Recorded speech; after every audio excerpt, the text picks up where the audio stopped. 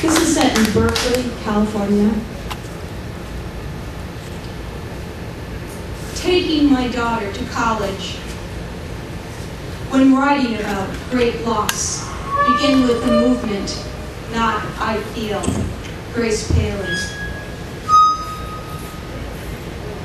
I was walking down Telegraph, noticing movement, picking my way through the veil of pierced bodies, the zebra tattoo sign, the music shop display, disheveled robots made from dog food cans and old CDs, unraveled cassettes for hair. Followed the flow to the Cafe Ned, the shiny aqua mural still reflecting a haunted Greek on Pompeii.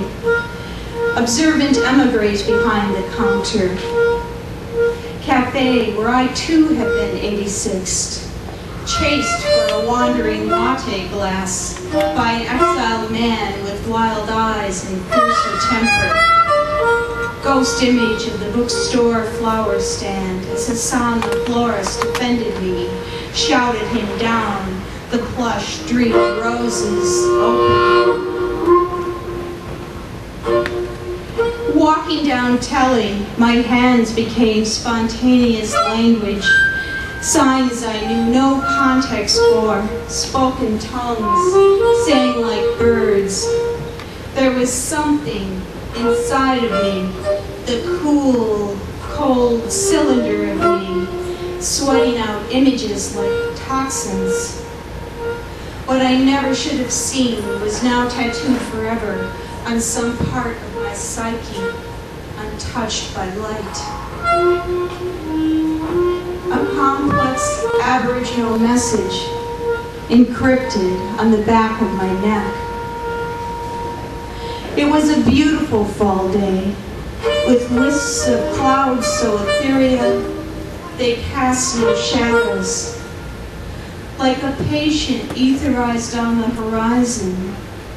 How did you put it, Mr. Elliott? Is this why you chose Britain over Missouri?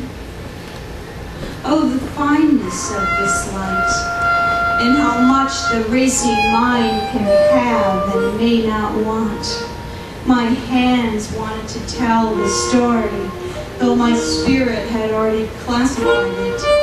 My father, my daughter.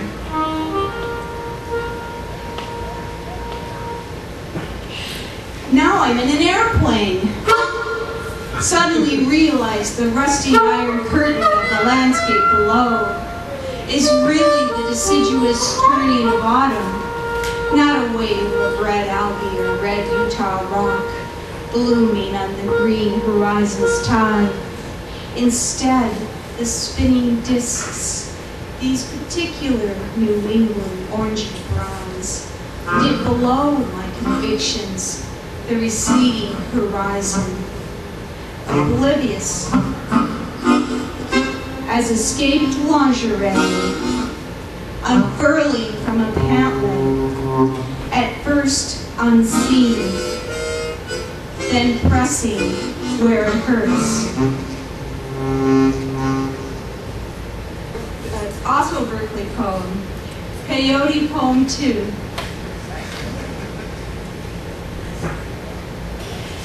Each day dawns as a seed, night inside the day, a pearl inside the orchid, the smooth wall inside the cave, seabed slick with moisture, the sharp scent of oxygen made by the algae and the mud mixed with pigeon scat.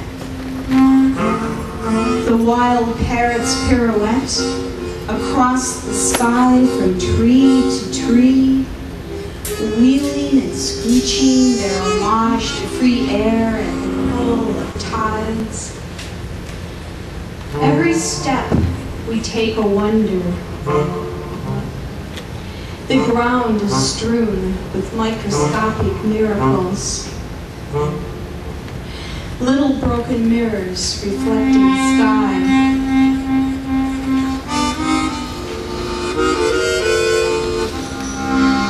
one vibration, one oscillation, one EKG of shoreline, of star nursery nebulae cloud. Our minds dancing on the same rope line, up and down like a rodeo lasso, then flat on the floor. Inside the sexual oyster, we swoon. This is said in North Beach, San Francisco, at Tosca's. It's a bar with an opera jukebox. And it was the auction of the manuscript of Kerouac's On the Road, done in a typed on continuous scroll of paper, laid out on the pool table. He locked himself in the bathroom to write it. The scroll. Kerouac's roll of typing paper. His original road trip through American autumn, recreated as he hunched over bathroom tiles. Majestic pack tossed on its back. Unfurled heart at rest. 50 years later, under plexiglass at Tosca's. Traced in graphite veins with a soft gray pencil, Kerouac crossed out the part about Lucian Carr marrying the African princess, 10 kids, and the part about playing the horses with his father, all crossed out. The novel we know, On the Road, begins with lost love. First thought, best thought? Its spontaneous, true prose begins after the death of my father, or words to that effect. Lost the real trigger. The terrible death, what he saw, what I saw, worse than what we could experience ourselves. We wish it were us, then it is, then we take it back in the pit of night. That was the mystery that Kerouac sought. A rakish Buddha with Catholic tastes. Scroll, the scroll, tracing carbon veins.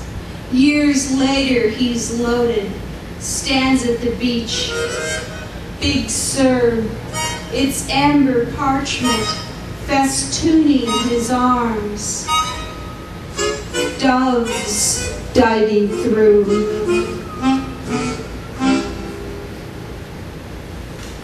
This is about working on Poetry Flash and stumbling down to the